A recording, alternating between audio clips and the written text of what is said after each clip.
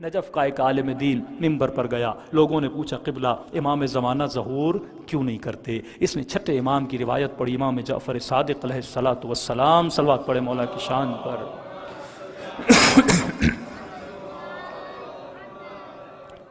روایت پڑھی مولا کی، امام فرماتے جب کوئی یہ پوچھے کہ میرا ظہور کیوں نہیں ہوتا، چھٹے امام فرماتے جب کوئی پوچھے 12ویں کا ظہور کیوں نہیں ہوتا، تو اسے کہنا تمہارے عمل کی وجہ سے۔ کس وجہ سے؟ عمل کی وجہ سے۔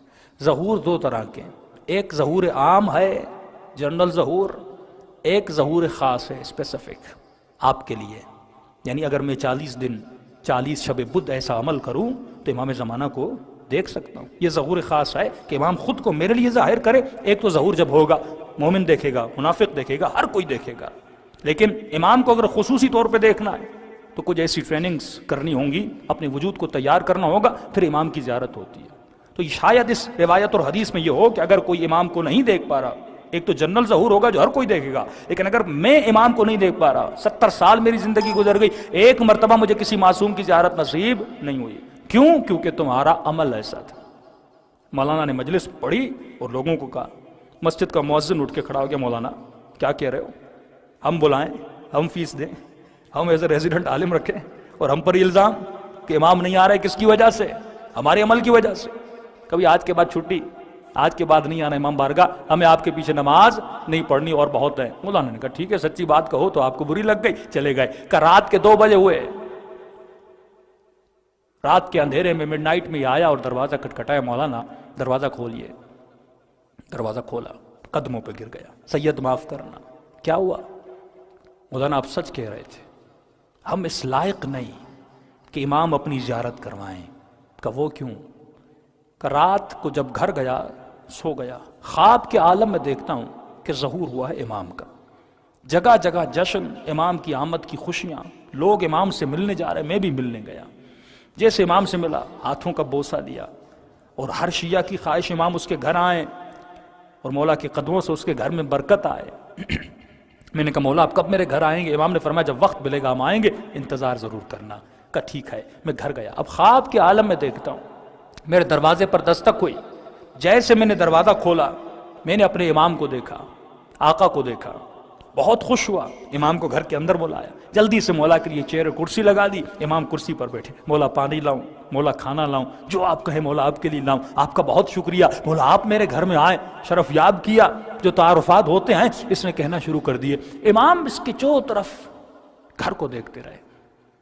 دیکھنے کے بعد کا مؤذن تمہاری سیلری کتنی ہے؟ تنخواہ کتنی ہے؟ کہ مولا تنخواہ تو کم ہے۔ کہ کم تنخواہ میں اتنا سامان کہاں سے بنا لیا؟ اکاؤنٹیبلٹی ہوگی، امام آئیں گے۔ یہی وجہ تھی کہ زبیر منا میرے پاس وقت نہیں ہے، میں تاریخ کے واقعات میں جا نہیں سکتا۔ زبیر جیسا متقی پرہیزگار انسان نہیں تھا۔ جب مولا کے ہاتھوں میں رسیاں بندھی تھی، سب سے پہلے زبیر نے تلوار نکالی تھی کہ لوگوں تمہاری غیرت کو کیا ہوا کہ علی کے ہاتھوں میں رسیاں اور تم کچھ نہیں کر رہے۔ یہی زبیر جنگ جمل میں علی کے مقابلے میں کھڑا ہوا، کیونکہ مولا نے کہا اکاؤنٹیبلٹی، 3 خلافتوں میں تم نے اتنا مال کہاں سے جمع کیا؟ تو غریب تھا لیکن آج مکے میں تیرا گھر، مدینے میں تیرا گھر، مصر میں تیرا گھر، اتنے پیسے تم نے کہاں سے لائے؟ کہنے لگے علی مجھ سے حساب نہیں لینا، تیری حکومت میں جو کروں حساب لینا، پچھلی حکومتوں کی اکاؤنٹیبلٹی مجھ سے نہیں کرنا، اگر کرو گے تو جنگ جمل بابا کروں گا۔ مقابلے میں آیا علی بن ابی طالب، کیونکہ مال سے محبت تھی۔ مولا فرماتے ہیں اتنا مال تم نے کہاں سے اکٹھا کیا؟ کیسی سیلری، پیسہ کہاں سے آیا؟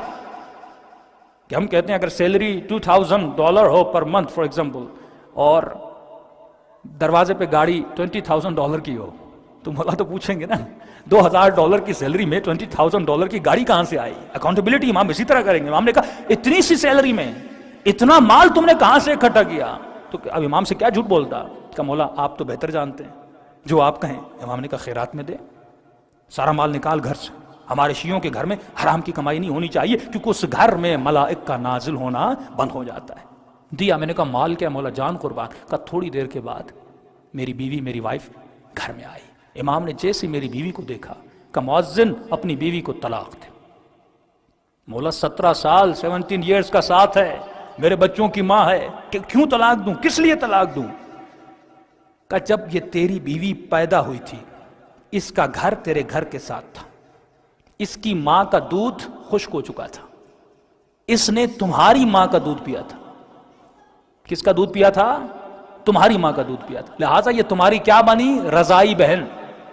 بڑی ہوئی، گھر دور ہو گئے، پتہ نہیں تھا، شادی ہو گئی. جب تک علم نہیں تھا رشتہ حلال تھا. اب کیونکہ میں بتا رہا ہوں رشتہ حرام ہے، جلدی سے اس کو طلاق دے. کہتا ہے پریشان ہوا. میں نے کہا ٹھیک ہے مولا، بیوی بھی قربان ہے. کہ تھوڑی دیر گزری، میرے 19 سال کا جوان ینگ بیٹا گھر میں داخل ہوا. امام نے کہا مؤذن کہ اپنے بچوں کی ایسی تربیت نہیں کی جیسی اکبر جیسی تربیت کرنی تھی، ایسی تربیت رہی کی. کہ مولا اب کیا ہوا؟ کہ تیرا بیٹا ابھی ابھی شراب پی کر آیا ہے، ڈرنک کر کے آیا ہے، ابھی ابھی الیاذ باللہ زنا کا گناہ کر کے آیا ہے، لہٰذا میں اس پہ حد شرعی جاری کروں گا. کہتا ہے سامان کو امام کے کہنے پہ دے دیا، بیوی کو امام کے کہنے پہ طلاق دے دی، لیکن بیٹے ہر کسی کو پیارے ہوتے ہیں، بیٹا کوئی قربان نہیں کر سکتا. میں غصے میں کھڑا ہو گیا. میں نے کہا کبھی کہتے ہو سامان دو، کبھی کہتے ہو بیوی کو طلاق دو، ابھی میرے بیٹے کو سزا دینے والے ہو. میں نے کہا آپ امام تو دور، آپ تو مجھے سید بھی نہیں لگتے. اتنا کہنا تھا، امام کی آنکھوں سے آنسو جاری ہوئے. فرمائے مؤذن یہ خواب ہے، جب تو مجھ پہ اپنا بیٹا قربان نہیں کر سکتا تو تجھے کہنے کا حق نہیں ہے تو میرا چاہنے والا ہے. صلوات پڑھے محمد و آل محمد.